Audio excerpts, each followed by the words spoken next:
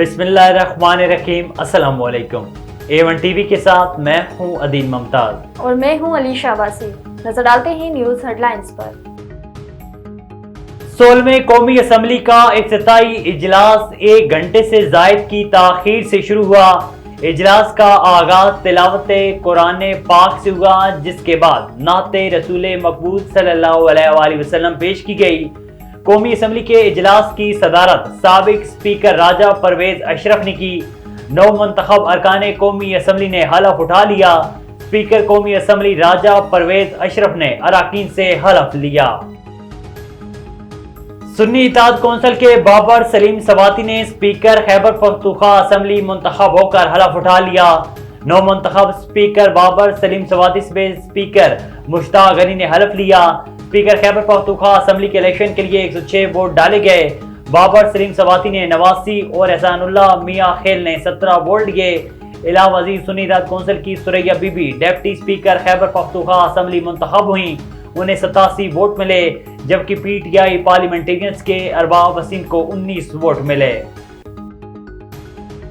سربراہ جمعیت علماء اسلام فے مولانا فضل الرحمان کا کہنا ہے کہ جے یو آئی وزیراعظم اسپیکر ڈپٹی اسپیکر کے انتخاب میں شریک نہیں ہوں گے۔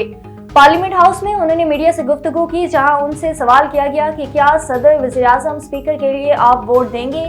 مولانا فضل الرحمان نے جواب دیا کہ ہم ووٹ استعمال نہیں کریں گے، اپوزیشن میں بیٹھیں گے۔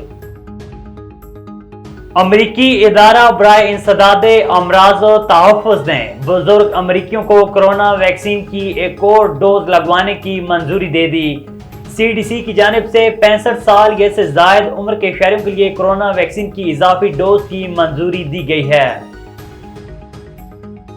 اور میئر کراچی مرتضی وہاب نے کراچی کے نیشنل بینک کرکٹ ارینا میں کچرے کی تصاویر سوشل میڈیا پر شیئر کر دیں۔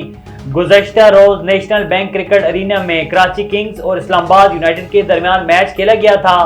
سوشل میڈیا پر کچرے کی تصویر شیئر کرتے ہوئے میئر کراچی مرتضی وہاب نے لکھا کہ یہ صرف اسٹیڈیم کی ایک اینڈ کی تصویر ہے۔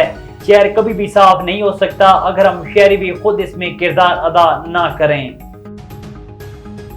ہیڈ لائنز آپ نے جانی، خبروں کی تفصیل ایک بریک کے بعد۔ A1 ٹی وی، سب پہ نظر، اندر کی خبر۔ خبروں کا باقاعدہ آغاز کریں۔ آپ کو بتائیں کہ سجاول میں انسداد پولیو مہم 4ویں روز بھی جاری ہے۔ اس موقع پر ورکرز کا کہنا تھا کہ مستقبل کے معماروں کو پولیو کے قطرے پلانے کے لیے فرنٹ لائن ورکرز کا حوصلہ قابل دید ہے۔ دور دراز دیہی علاقوں میں جہاں کوئی نہ پہنچا وہاں صحت محافظ پہنچ جاتے ہیں۔ تھانہ سٹی ننکانہ پولیس کی بڑی کارروائی، بین الاضلاعی ڈکیت گینگ کا سرگنا 2 ساتھیوں سمیت گرفتار۔ مختلف وارداتوں میں چھینے گئے 3 موٹر سائیکل، 2 لاکھ روپے نقدی اور اسلحہ برآمد۔ ملزمان عمران عرف مانی، زین اور آصف کا رازنی چوری سمیت 5 وارداتوں کا سراغ ڈکیت گینگ ضلع ننکانہ اور شیخو پورہ میں سرگرم تھا۔ ملزمان سابقہ ریکارڈ یافتہ بھی ہیں۔ ڈی پی او سعید عزیز کی ایس ایچ او رائے یوسف اور ہمراہی ٹیم کو شاباش۔ ڈی پی او سعید عزیز نے کہا ہے کہ عوامی جان و مال کے تحفظ کے لیے دن رات کوشاں ہیں۔ جرائم پیشہ عناصر کو کسی صورت بھی معاف نہیں کیا جائے گا۔ کراچی ایسٹ پریس کلب میں سینئر صحافی محمد بھٹو کی سالگرہ کا پروگرام منعقد کیا گیا۔ سالگرہ کی تقریب میں صحافیوں، سیاسی شخصیات اور دیگر نے شرکت کی۔ اس حوالے سے مزید جانتے ہیں ثناء اللہ ہکڑو کی اس رپورٹ میں۔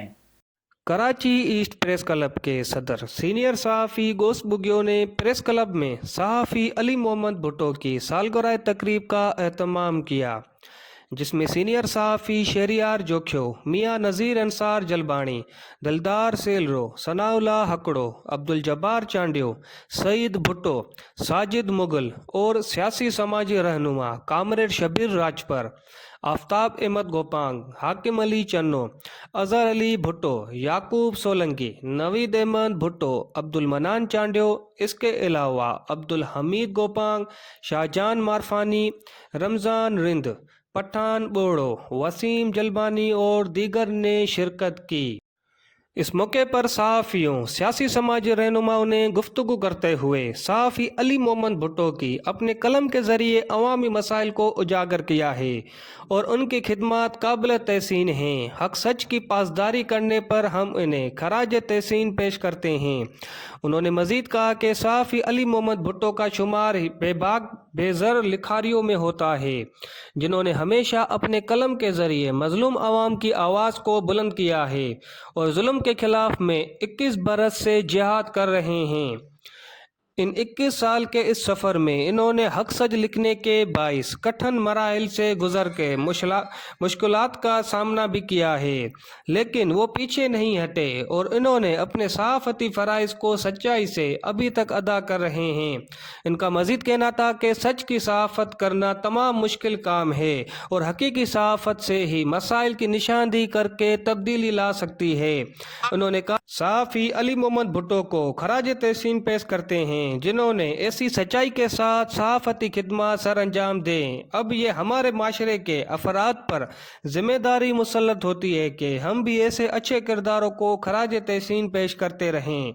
तकरीब के बाद सालगिरह का केक काटा गया, जिसमें सहाफ़ी और सियासी समाजी रहनुमाओं ने अली मोहम्मद भुट्टो को तहाइफ पेश करने के साथ सिंध की सकाफत टोपी और अजरक पहनाए। जी A1 टीवी की न्यूज स्टूडियो से फिल वक्त के लिए इतना ही। मजीद खबरों और अपडेट्स के लिए देखते रहिए A1 टीवी।